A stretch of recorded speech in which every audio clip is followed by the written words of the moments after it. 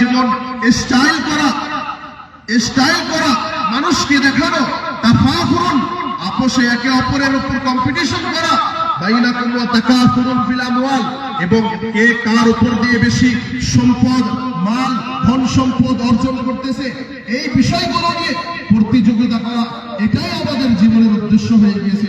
সম্মানিত উপস্থিতি, আজকে আফসোসের সাথে বলতে হয়, আজকে যেখানে দিনের কথা হয় সেখানে মানুষ আমরা পাই না, যেখানে মানুষ আমরা কোরআন এবং সহিহ হাদিসের আলোকে মানুষকে প্রকৃত ইসলাম বোঝানোর চেষ্টা করি, সেখানে আমরা মানুষ পাই না।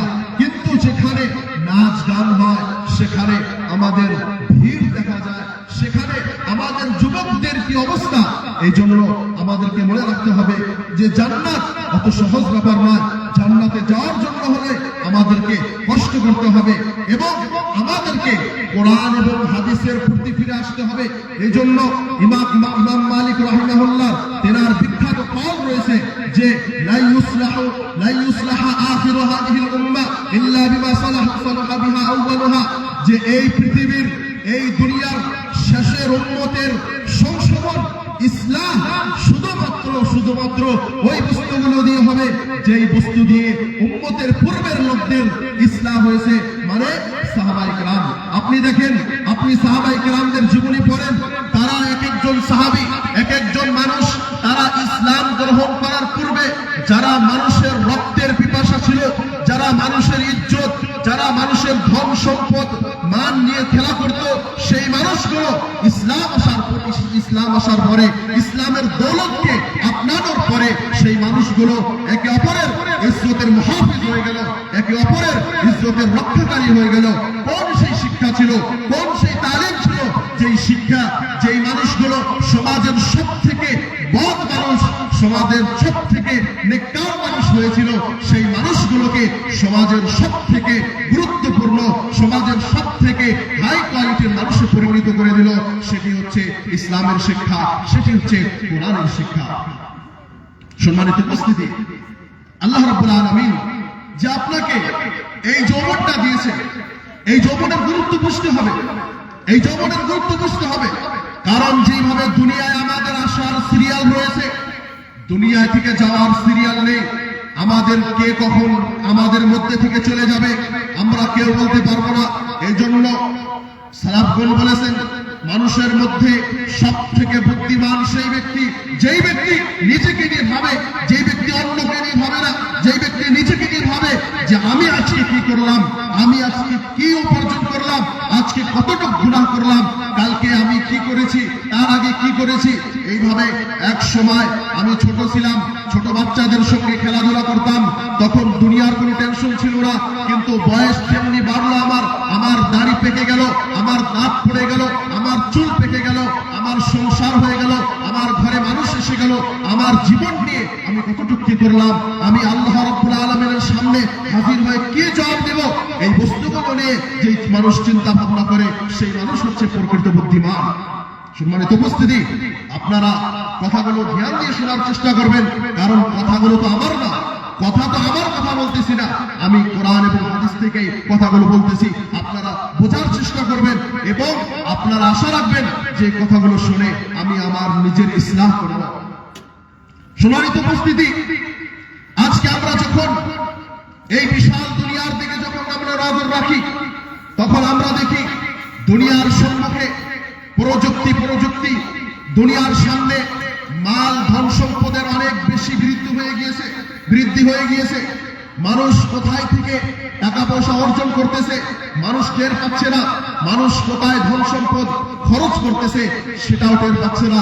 এবং আখিরাতের সেই আসল কামিয়াবি ছেড়ে আমরা দুনিয়ার সামান্য কামিয়াবির দিকে ছুটতেছি।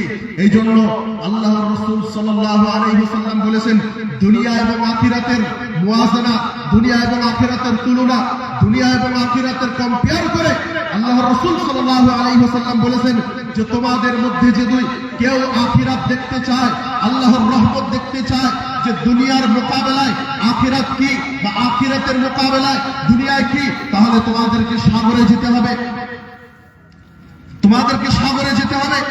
তোমরা সাগরে গিয়ে তোমাদের আঙ্গুলকে সাগরের পানির মধ্যে ডুবাবে। সাগরের পানির মধ্যে ডুবানোর পরে তোমরা দেখবে তোমাদের আঙ্গুলের মধ্যে কতটুকু পানি চলে আসতেছে, তোমাদের আঙ্গুলের মধ্যে কতটুকু পানি এসেছে। সেই পানির উদাহরণ হচ্ছে এই দুনিয়া, সেই পানির উদাহরণ হচ্ছে এই দুনিয়া। এবং সাগরের মধ্যে যে পানি রয়েছে সেই পানির উদাহরণ হচ্ছে আখিরাত। এজন্য আল্লাহ রাব্বুল আলামিন বলেছেন ওয়ালাল আখিরাতু খায়রুম ওয়া আবকা, যে নিশ্চয় ইয়াকিনান আখিরাত হচ্ছে ভালো, উন্নতমান, এবং আখিরাতই বাকি থাকবে, দুনিয়া বাকি থাকবে না। সম্মানিত উপস্থিতি, আসুন আমরা নিজেকে নিয়ে একটু আত্মশুদ্ধি করি, ইসলাহে নফস। আমরা নিজেকে নিয়ে একটু ভাবার চেষ্টা করি যে আমরা অনেক সভা শুনেছি, অনেক অনেক বক্তার মুখ থেকে অনেক কথা শুনেছি, কিন্তু প্র্যাকটিক্যালি আমরা আমাদের সেই কথাগুলো, কোরআন এবং হাদিসের কথাগুলো আমরা কতটুকু আমলে নিয়ে আসতে পেরেছি, সেই বস্তুগুলো নিয়ে আমরা একটু ভাবার চেষ্টা করি। আল্লাহ রাব্বুল আলামিন কোরআনের ভিতরে আরো বলেছেন ওমাল হায়াতুদ দুনিয়া ইল্লা লাইবুন ওয়া লাহব, পৃথিবীর মানুষ তোমরা মনে রেখো দুনিয়ার উদাহরণ খেল তামাশার মতো। যেমনি ভাবে কয়েকটি ছোট বাচ্চা তারা বাড়ি থেকে বাহির হয়ে যায়, তাদের যে দোস্ত বন্ধুগুলো রয়েছে সেই বন্ধুগুলোকে সাথে নিয়ে তারা একটি ঘর তৈরি করে।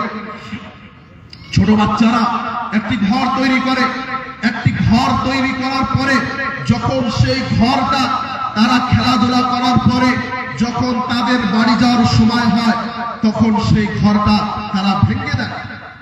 যখন বাড়ি যাওয়ার সময় হয় তখন সেই ঘরটা তারা ভেঙে দেয়, কারণ তারা জানে সেই ঘরের কোনো দাম নেই। তেমনি ভাবে আমাদের জীবনের উদাহরণ, আমাদের জীবনের মিসাল হচ্ছে সেই ঘরের তুলনায়। আজকে আপনি অনেক টাকা খরচ করে, অনেক টাকা ব্যয় করে আপনি অনেক দামি বাড়ি গাড়ি তৈরি করতেছেন, কিন্তু আপনি একটু চিন্তা করেন আপনার এই নিঃশ্বাস, আপনার এই শ্বাসটা বন্ধ হয়ে যাওয়ার পরে আপনার যে স্ট্যাটাস, আপনার যে নাম, আপনার যে সম্মান, আপনার যে মান মর্যাদা সমাজের মানুষের ভিতরে ছিল, যে মানুষগুলো সমাজের গরিব শ্রেণীর মানুষগুলো আপনাকে দূর থেকে দেখে সালাম করত, দূর থেকে আপনাকে স্যার বলতো, আপনাকে সেলিউট করত, সেই মানুষটাও আপনাকে তখন নাম বলবে না, সেই মানুষটাও তখন আপনাকে মরা লাশ বলবে। মানুষ এসে জলদিবাজি করবে, মানুষ এসে তাড়াহুড়া করবে, মানুষ বলবে লাশটা কোথায়, লাশটা ধাও, লাশটা বাহির করো, লাশটাকে তাড়াতাড়ি দাফন করো, তাড়াতাড়ি এই কাজগুলো শেষ করো। এটি হচ্ছে আমাদের উদাহরণ। সম্মানিত উপস্থিতি, এই জন্য আমাদেরকে বুঝতে হবে, দুনিয়ার উদাহরণটা বুঝতে হবে যে দুনিয়াটা আমাদের জন্য কোনোদিন ভালো হতে পারে না, এবং দুনিয়া থেকে শুধুমাত্র আমরা অতটুকু নিব যতটুকু আমাদের দুনিয়ায় বাঁচতে হলে আমাদের প্রয়োজন হয়।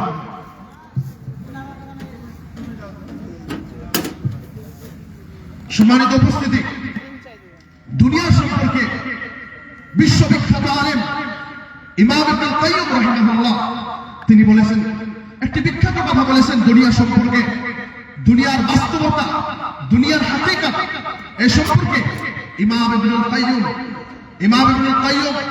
তিনি কে? শেখুল ইসলাম ইমাম ইবনে তাইমিয়া রাহিমাহুল্লাহ তেনার খাস ছাত্র, তেনার খাস শাগির্দ ইমাম ইবনে কাইয়্যিম রাহিমাহুল্লাহ, যাদের বই পুস্তক পড়া ছাড়া কোনো মানুষ বড় আলেম হতে পারবে না। ইমাম ইবনে কাইয়্যিম রাহিমাহুল্লাহ তিনি একটি বিখ্যাত কথা দুনিয়ার বাস্তবতা সম্পর্কে, দুনিয়ার হাকিকত সম্পর্কে বলেছেন যে পৃথিবীর মানুষ আজকে যারা দু হাত দিয়ে শরীরের যতটুকু এনার্জি রয়েছে, শরীরের পুরো এনার্জিটা লাগিয়ে দুনিয়াটা অর্জন করার পিছনে, দুনিয়াটা নেওয়ার জন্য যারা তোমরা সমস্ত ব্যয় করতেছো, খরচ করতেছো, তোমাদের টাকা পয়সা এনার্জি ব্যয় করতেছো, তোমরা জানো দুনিয়াটার উদাহরণ কিরকম? ইমাম ইবনুল কাইয়্যিম রাহিমাহুল্লাহ দুনিয়ার উদাহরণ দিয়েছে পানির মতো। ইমাম ইবনুল কাইয়্যিম রাহিমাহুল্লাহ দুনিয়া কামানোর উদাহরণ পানির মতো দিয়েছে। পানির মতো দুনিয়ার উদাহরণ কিরকম? উদাহরণস্বরূপ আপনি নদীতে গেলেন, নদীতে যাওয়ার পরে আপনি যদি ভাবেন যে আমি দু হাত দিয়ে অনেক পানি এভাবে দু হাত দিয়ে এভাবে পানি ধরে আটকে রাখবো আমার দু হাত দিয়ে, এটা কি সম্ভব? কোনোদিন সম্ভব নয়। আপনি দু হাত দিয়ে এভাবে পানিকে ধরে আটকে রাখতে পারবেন না। ইমাম ইবনুল কাইয়্যিম রাহিমাহুল্লাহ বলেছেন সেম উদাহরণ হচ্ছে এই দুনিয়ার উদাহরণ। আপনি এই দুনিয়ার জন্য যতই দুনিয়া করুন না কেন, যতই খাও করুন না কেন, দুনিয়া আল্লাহ রাব্বুল আলামিন আপনাকে ততটুকু দিবে যতটুকু আল্লাহ রাব্বুল আলামিন আপনার নসিবে লিখে রেখেছেন। যতটুকু